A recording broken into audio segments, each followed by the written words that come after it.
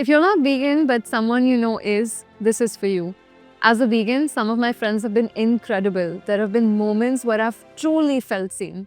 They've labeled vegan food at their weddings. They've had a separate menu made for me. They pick restaurants where I don't have to explain myself. They make space without making it a big deal.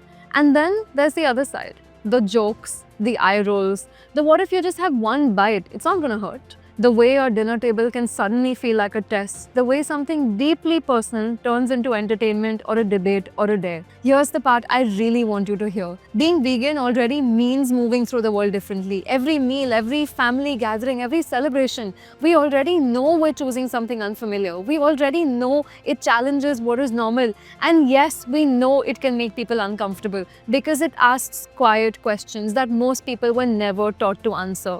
What we don't need is to feel like we have to defend ourselves in rooms where we're supposed to feel safe.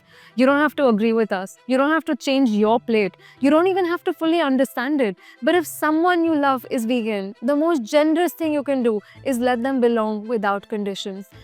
Don't tempt them to break. Don't turn their values into a joke or a challenge. Don't ask them to justify their beliefs over dessert. Just let them eat in peace. Let them be in peace.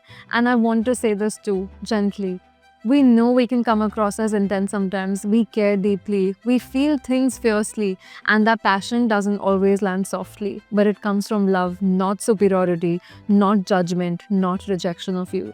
Choosing differently is already really, really hard. Doing it while being mocked by the people you love is harder than most people ever realize.